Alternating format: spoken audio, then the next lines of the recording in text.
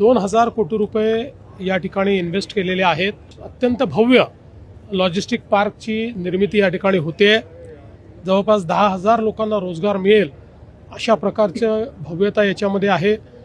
Blackstone सारखी एक मोठी संस्था ही याच्याशी जुळते आहे आणि त्यांनी FDI याच्यामध्ये आणलेला आहे.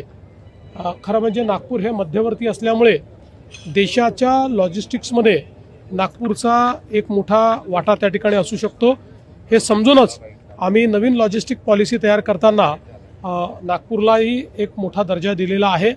आणि आज या इन्व्हेस्टमेंटमुळे नागपूर एक प्रकारे लॉजिस्टिक्सचं खूप मोठं सेंटर बनतं आहे.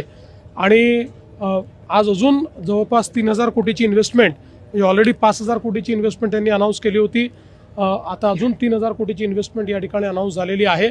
त्यामुळे नागपूर असेल किंवा महाराष्ट्रातला इतरही भाग असेल, या ठिकाणी मोठ्या प्रमाणात लॉजिस्टिक्स इकोसिस्टीम ही या माध्यमातून तयार होणार आहे, रोजगार तयार होणार आहे. आणि ग्लोबल सप्लाय चेनमध्ये आपल्याला जी सहभागिता हवी आहे त्याच्याकडे आपण पुढे जाणार आहोत. हा प्रोजेक्ट चेनच्या पद्धतीने बोलला होता. वाढवण बंदराबद्दल बोलले होते की समृद्धी एक्सटेन्शन तिकडे देणार आहे आणि इथं नागपूरपासून समृद्धी. वाढवणचं जे बंदर आहे हे जगातलं पहिल्या 10 बंदरातलं मोठं बंदर होणार आहे. आणि आता समृद्धी हायवेपासनं एक डेडिकेटेड ॲक्सेस कंट्रोल रोड हा वाढवण बंदरापर्यंत आम्ही करतो. त्याचा नकाशा देखील आम्ही मान्य केला आहे. त्याचं काम देखील आता आम्ही लवकरच सुरू करणार आहोत.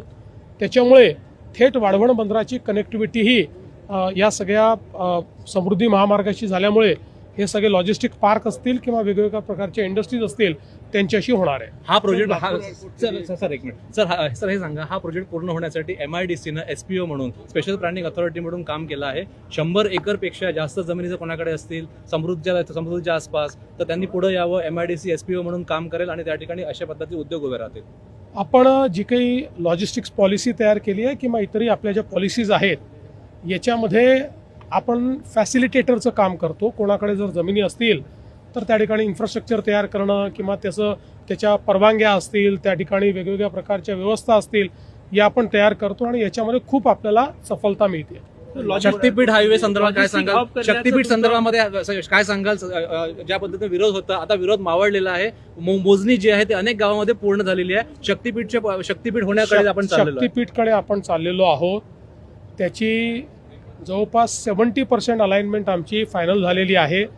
30% अलाइनमेंटमध्ये 2 आमच्यासमोर त्या ठिकाणी वेगवेगळ्या प्रकारचे पर्याय आलेले आहेत. त्यातला जो बेस्ट पर्याय आहे तो आम्ही लवकरच स्वीकारणार आहोत आणि तो अगदी थोडासाच अंतराचा पर्याय आहे. त्याच्यामुळे